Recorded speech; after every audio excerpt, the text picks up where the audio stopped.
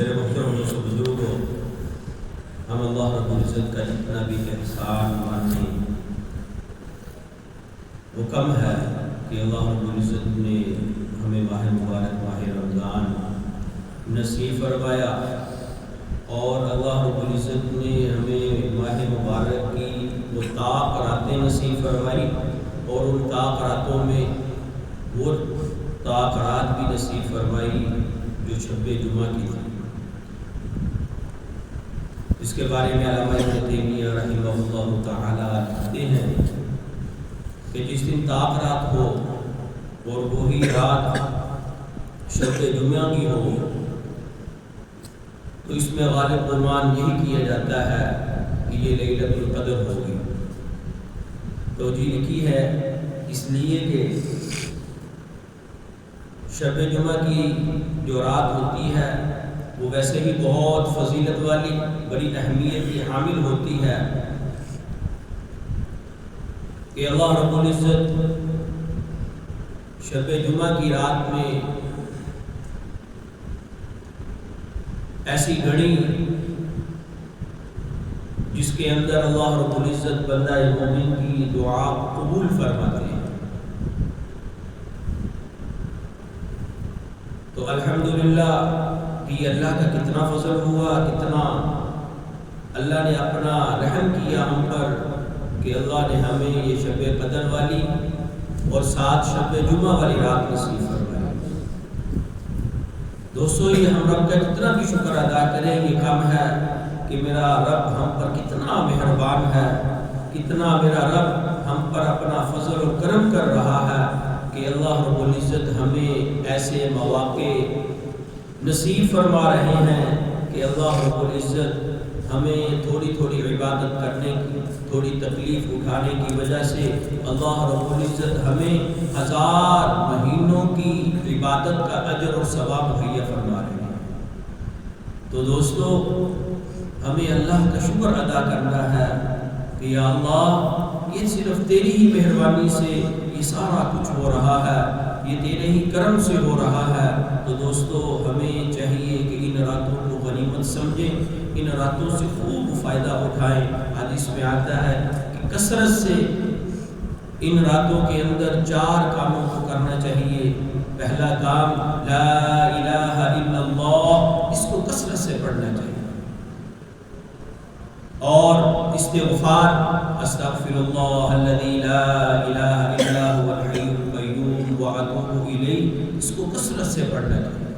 اپنے گناہوں کو سامنے رکھ کر ہر بندہ اپنے گریبان میں جان کر دیکھے کتنا میں پاپی ہوں، کتنے میں نے گناہ کیے۔ ہر بندہ بخوبی جانتا ہے اپنے آپ کو، اپنے آپ اپنی ذات کسی سے پوشیدہ نہیں۔ ہر ایک کو پتہ ہے کہ میں نے جوانی میں کیا کیا، لڑکپن میں کیا کیا، میری زندگی کیسی گندی گزری ہے، کیسے میں نے رب کی نافرمانیاں کی ہیں۔ میرے محترم دوستو بزرگو، اللہ نے یہ مواقع ہمیں نصیب کیے ہیں، یہ راتیں ہمیں نصیب کی ہیں، تو اس پہ خوب اپنے گناہوں کو سامنے رکھ کر استغفر اللہ استغفر اللہ، مولا تو معاف کر دے۔ ماننا میں پاپی ہوں، ماننا مجھ سے بڑے گناہ ہوئے، لیکن مولا تیرا فضل تیرا کرم شامل حال رہا تو مجھے یہ سارے گناہوں سے تو معاف کر دے گا۔ دوستو اس نیت سے، اس ارادوں سے کہ میرا رب معاف کرنے والا ہے۔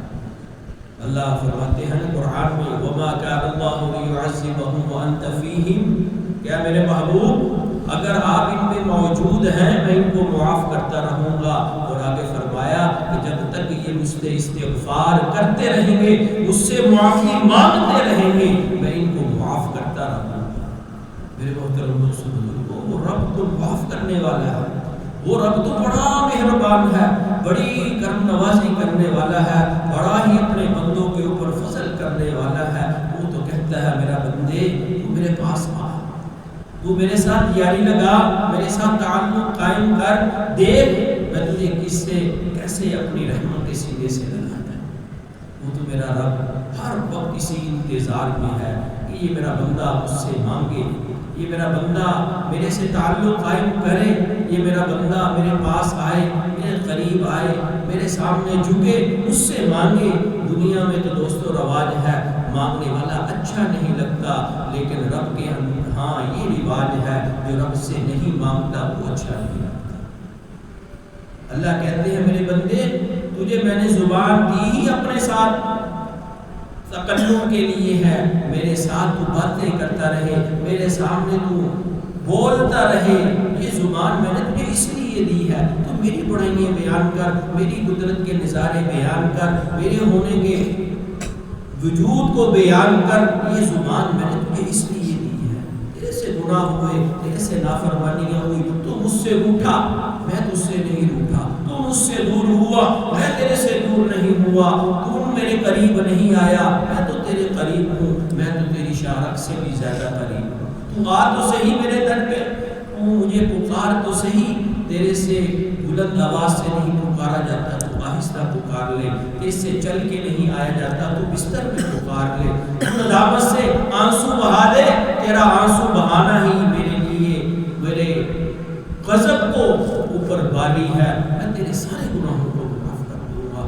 دوستو یہ راتیں خدا کی قسم بڑی غنیمت والی ہے، اس کو ضائع مت کیجیے، ان سے فائدہ خوب اٹھا لیجیے۔ نہ جانے یہ راتیں آئندہ نصیب ہوتی ہیں کہ نہیں ہوتی، کس کو یہ راتیں ملتی ہیں کہ نہیں ملتی، اس لیے ان راتوں سے اب چند ہی دن باقی رہے، ان میں جا کر اپنے رب سے تعلق قائم کر کے ہماری خوش قسمتی ہے کہ ہمارا رب ہم سے راضی ہو جائے۔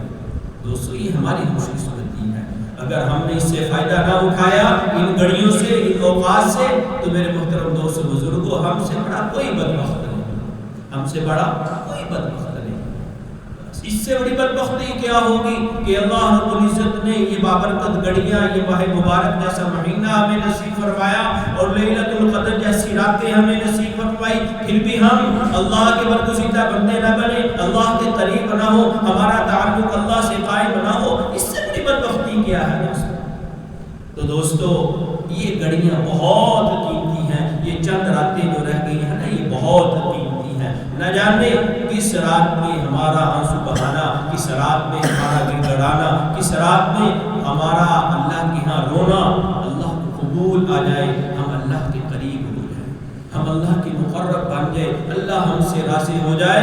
یہ بہت بڑی میرے محترم دوستو بزرگوں سعادت مندی ہے، اس لیے ان راتوں کو ضائع نہیں کرنا، ان راتوں سے خوب فائدہ اٹھا لو۔ ساری زندگی سو کر گزاری ہے، ساری زندگی میرے محترم دوست بزرگ کو آرام میں گزاری ہے، یہ چند راتیں اس نسبت سے، اس نیت سے، ان ارادوں سے، اس جدوجہد میں گزار لیں کہ اب ہم نے اپنے رب کو پانا ہے، اپنے رب کو حاصل کرنا ہے، کہ ہمارا رب ہمارا بن جائے، ہمارا رب ہمارا بن جائے، ہم رب کے قریب ہو جائیں، وہ رب ہمیں اپنا بندہ بنا لے۔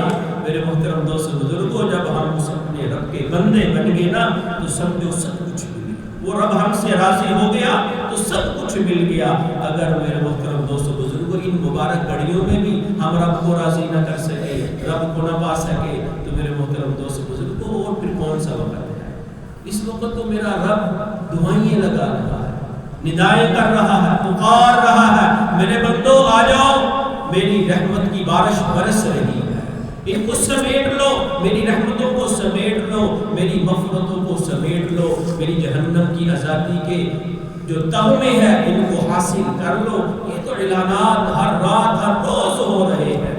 میرے محترم دوست بزرگوں یہ مواقع قسمت والوں کو نصیب ہوتے ہیں، اس لیے ان گھڑیوں سے خوب فائدہ اٹھاؤ، ان کو ضائع نہ کرو، اپنی باتوں کو، اپنے اور مصروفیات کو، تھوڑے ہی دن رہ کے نفلی اعتکاف 3 دن کا 4 دن کا ساتھ ہی اس کا اہتمام فرما لے، تاکہ یہ موقع مل جاتا ہے انسان کو اللہ کے ہاں گڑگڑانے کا، رونے کا۔ ایک یکسوئی ہوتی ہے، ایک انسان اکیلا ہوتا ہے، پھر اس میں رب سے آپ کی خوب مانگتا ہے، خوب تعلق قائم کرتا ہے، گھر کی اپنی مصروفیات ہوتی ہے، کاروبار کی اپنی مصروفیات ہوتی ہیں، لیکن 2 دن کے لیے، 3 دن کے لیے، 4 دن کے لیے ہم مسجد میں اعتکاف بیٹھ جائیں گے تو یہ گھڑیاں ہمارے لیے قیمتی بن جائیں گی۔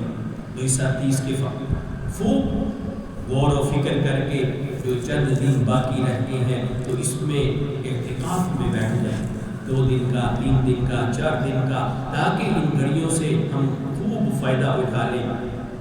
تو ہماری گفتگو چل رہی تھی نماز کے خشوع کے متعلق۔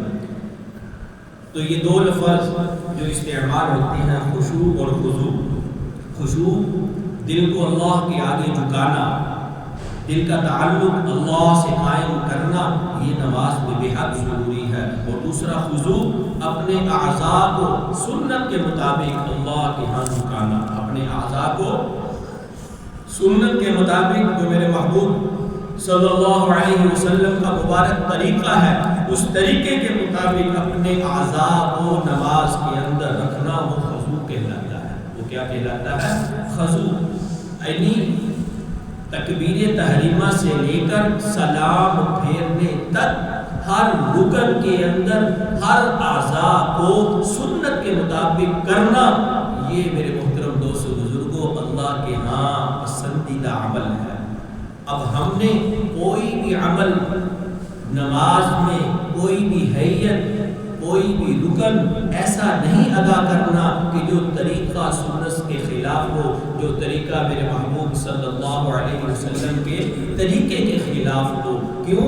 ہمارا تکبیر تحریمہ، ہمارا کھڑا ہونا، ہمارا رکوع میں جانا، رکوع سے اٹھنا، سجدے میں جانا، سجدے سے اٹھنا، تشہد میں بیٹھنا، یہ سارے کے سارے طریقے میرے پیارے محبوب صلی اللہ علیہ وسلم کی پیاری سنتوں سے ثابت ہیں۔ حدیث میں آتا ہے میرے محبوب صلی اللہ علیہ وسلم مسجد نبوی میں بیٹھے تھے، ایک آدمی آیا، اس نے نماز شروع کی، نماز سے جب فارغ ہوا تو میرے محبوب صلی اللہ علیہ وسلم کو اس نے سلام کیا۔ میرے محبوب نے فرمایا کہ قوم، کھڑا ہو جا، فصلی فإنک لم تصلی، جاؤ جا کر دوبارہ نماز پڑھو۔ اس نے پھر گیا، جا کر نماز پڑھی، جس طرح پہلے پڑھی ویسے ہی پڑھی، نہ اس کا قیام کھڑا ہونا درست تھا، نہ سجدہ صحیح تھا، نہ رکوع صحیح تھا۔ پھر میرے محبوب نے کہا قوم فصلی فإنک لم تصلی، جاؤ جا کر کھڑے ہو جاؤ، دوبارہ نماز پڑھو، تیری نماز درست نہیں۔ حدیث میں آتا ہے کہ تیسری دفعہ پھر میرے محبوب نے یہی کہا قم فصلی فإنک لم تصلی، کہ جاؤ جا کر نماز کو دوبارہ پڑھو کہ تمہاری نماز درست نہیں۔ اس نے تیسری دفعہ جب یہ عمل ہوا تو اس نے عرض کیا کہ یا رسول اللہ مجھے سکھلائیے نماز کا طریقہ کیا ہے، نماز کا طریقہ کیا ہے، کس طرح نماز پڑھنی ہے، کیسے میں نے کھڑا ہونا ہے، کیسے رکوع کرنا ہے، کیسے قیام کرنا ہے، کیسے سجدہ کرنا ہے۔ تو میرے محبوب صلی اللہ علیہ وسلم نے تکبیر تحریمہ سے لے کر ہر رکن کا طریقہ اس کو بتلایا کہ اس انداز سے کھڑا ہونا ہے، اس انداز سے رکوع میں جانا ہے، اس انداز سے سجدے میں جانا ہے، اس انداز سے سجدے میں اپنے ہاتھوں کو رکھنا ہے، اس انداز سے اپنی نظر کو رکھنا ہے، رکوع میں یہاں رکھنا ہے، قیام میں اپنی نظروں کو یہاں پہ رکھنا ہے۔ پورا طریقہ میرے محبوب نے تفصیل سے اس کو سمجھایا۔ حدیث میں آتا ہے کہ صحابہ کرام رضوان اللہ تعالی علیہم اجمعین نے بعد میں اس آدمی کا شکریہ ادا کیا صحابہ نے کہ تیری وجہ سے ہمیں نماز کے طریقے کا پتہ چل گیا، تیری وجہ سے ہمیں نماز کے طریقے کا پتہ چل گیا کہ تو آیا تو ہم نے نبی علیہ السلام کی مبارک زبان سے وہ طریقے سن لیے کہ اگر تو نہ آتا تو ہمیں اس عملوں کی تجدید نہ ہوتی۔ تو میرے محترم دوستو بزرگوں، اس سے آپ اندازہ کیجئے کہ صحابہ میں کتنا یہ اشتیاق تھا، کتنا شوق تھا، کتنا جذبہ تھا کہ وہ ایسے عملوں کو دیکھ کر ان کے فرحت، ان کے مسرت، ان کے خوشی کے اثاری اور ہوتے تھے۔ وہ اتنے خوش ہوتے تھے کہ ہمیں حضور صلی اللہ علیہ وسلم سے ایسے طریقے پتہ چل گئے۔ آج دوستو میں اور آپ ذرا غور کریں کہ ہم دین کو جب سیکھتے ہیں کہ ہمیں کوئی شوق پیدا ہوتا ہے، ہمارے جذبات کوئی بڑھتے ہیں۔ دوستو یہ سوچنے والی بات ہے کہ ہم نے بھی وہی کلمہ پڑھا ہے جو صحابہ نے پڑھا تھا، کہ ان کے اندر کس طرح خوشی کی لہر دوڑی، اس بندے کا شکریہ ادا کیا کہ تیری وجہ سے آج ہمیں نماز کی صحیح ہماری تجدید ہو گئی، صحیح طریقے کا ہمیں معلوم ہو گیا، وہ پتہ چل گیا۔ تو اس لیے میرے محترم دوستو بزرگوں، محدثین نے لکھا ہے کہ حضور صلی اللہ علیہ وسلم نے اس سے پہلی دفعہ کیوں نہیں کہا کہ اس انداز سے نماز پڑھو؟ محدثین نے اس کا جواب لکھا ہے کہ یہ اس لیے کہ جب تک کسی کے اندر طلب نہ ہو اس وقت تک کسی کو کوئی چیز بتائی کا فائدہ نہیں ہوتا. اس لیے دوستوں اپنے اندر طلب پیدا کرنی چاہیے. قرآن بھی کیا فرماتا ہے؟ ان اللہ لا یہدی من یضلل. اللہ فرماتے ہیں میں ہدایت اس کو دیتا ہی نہیں جو رجوع نہیں کرتا، جو چاہتا ہی نہیں کہ اللہ مجھے ہدایت دے. تو اس لیے دوستو یہ تو دین اسلام، یہ دین کا علم، یہ قرآن کا علم، یہ اس رب کا علم ہے جو غیور ذات ہے. جو کون سی یاد ہے؟ غیور، غیرت مند. یہ اس کا علم ہے، یہ اس کا کلام ہے. جب تک میرے اندر طلب نہیں، جب تک میں نہیں چاہ رہا کہ میں دین کے اوپر لگوں، دین کے کام پہ لگوں، اللہ کہتے ہیں جا، مجھے تیری کیا ضرورت ہے. میں نے خود طلب لے کر، خود رب سے مانگ کر، جب تک دوستو میں مانگوں گا نہیں. بلال نے مانگا تھا تو اللہ نے اس کو کعبے کا مؤذن بنایا تھا. ابو طالب نے نہیں مانگا، ابو لہب نے نہیں مانگا. تھے سردار، تھے بڑے، بڑا دبدبہ، بڑا روب تھا، لیکن اللہ نے ہدایت نہیں دی.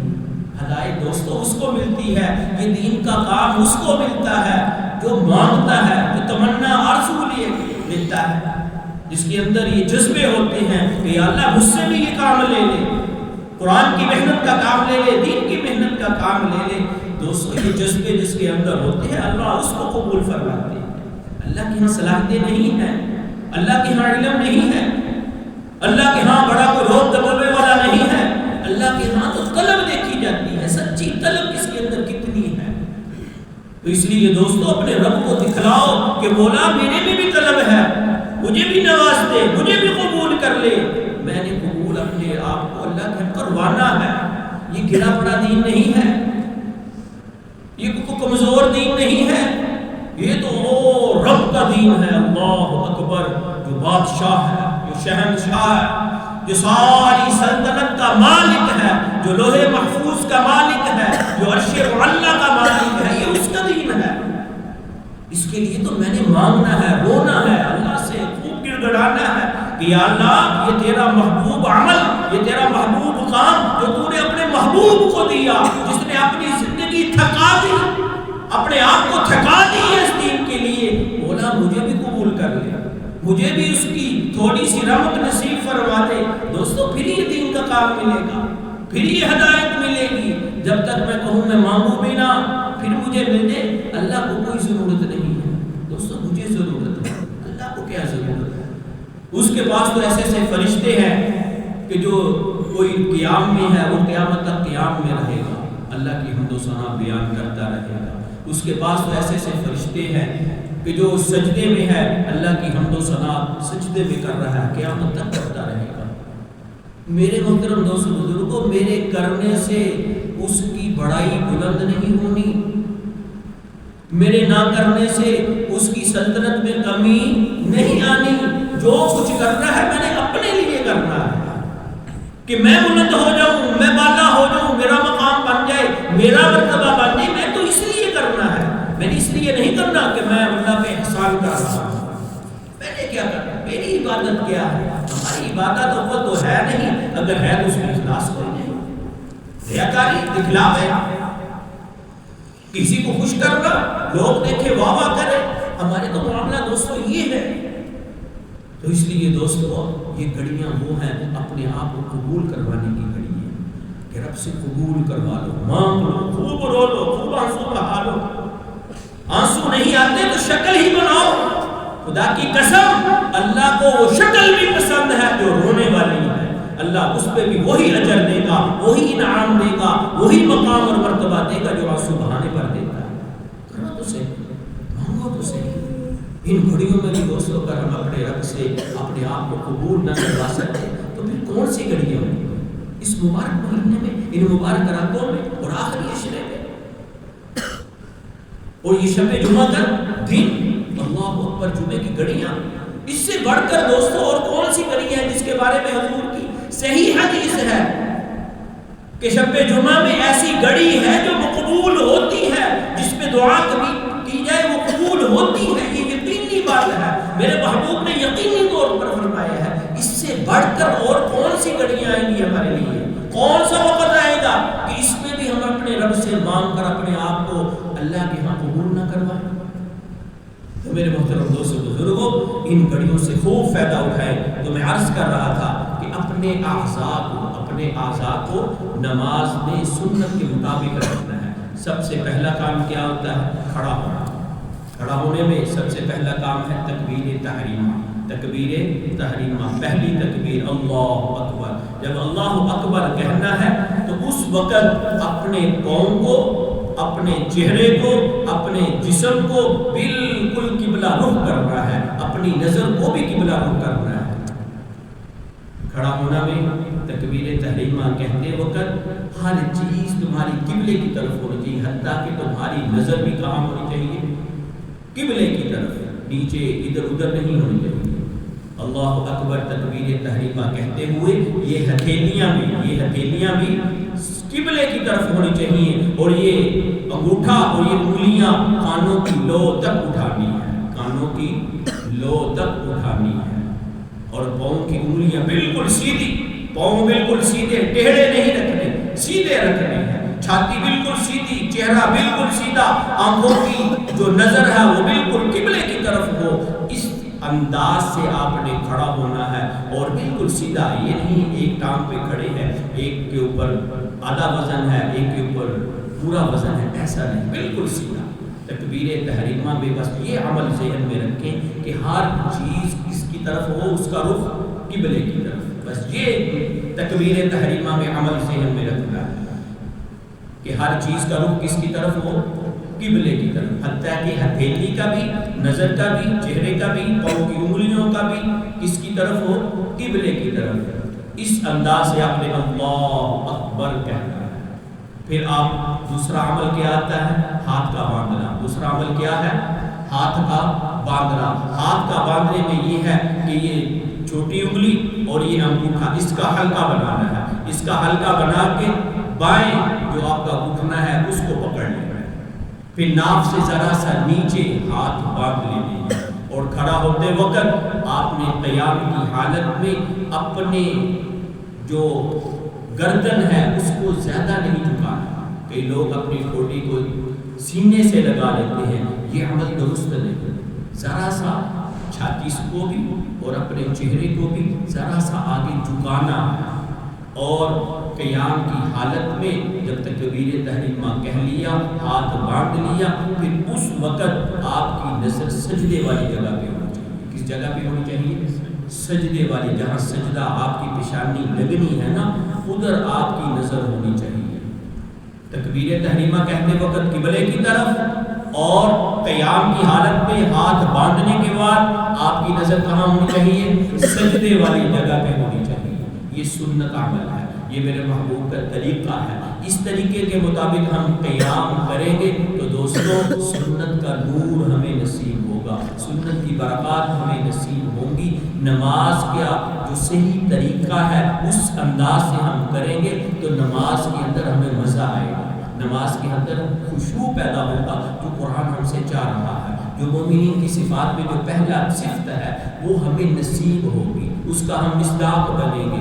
اس لیے اپنی نظروں کا خاص طور پہ اہتمام کرنا ہے۔ جو انسان اپنی نظروں کا اہتمام کر لیتا ہے وہ وساوس سے بچ جاتا ہے۔ وہ کس سے بچ جاتا ہے؟ وساوس سے بچ جاتا ہے۔ وہ غلط قسم کے، دوسرے قسم کے اس کو خیالات نہیں آئیں گے، پھر اس کو نماز کا صحیح نور نصیب ہوگا، پھر اس کو نماز کے اندر لطف آئے گا، مزہ آئے گا۔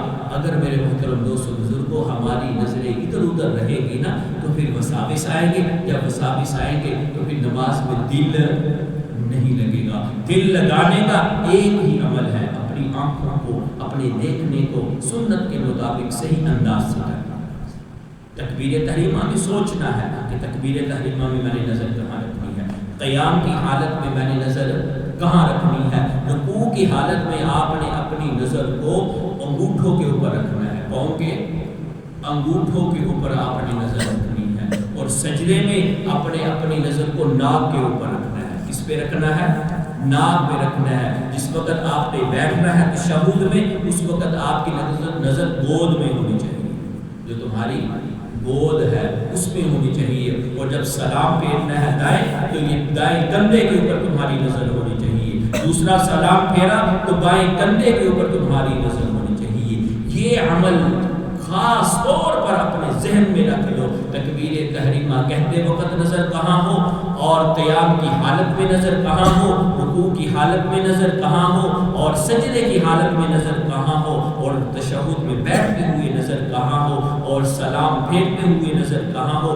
یقیناً اگر یہ عمل آپ نے اس کی پریکٹس کر لی، اس کا تجربہ بار بار کر لیا، انشاءاللہ العزیز انشاءاللہ العزیز نماز میں لطف آنا شروع ہو جائے گا، نماز میں لطف آنا شروع ہو جائے گا. اگر اس کی پریکٹس نہ کی، لا یعنی نماز پڑھ لی، بے پرواہی والی نماز پڑھ لی، بغیر اس خیال سے نماز پڑھ لی، دوستو نماز تو ہو جائے گی لیکن نماز کی جو برکات ہے، نماز کا جو خشوع و خضوع ہے وہ نصیب نہیں ہوگا.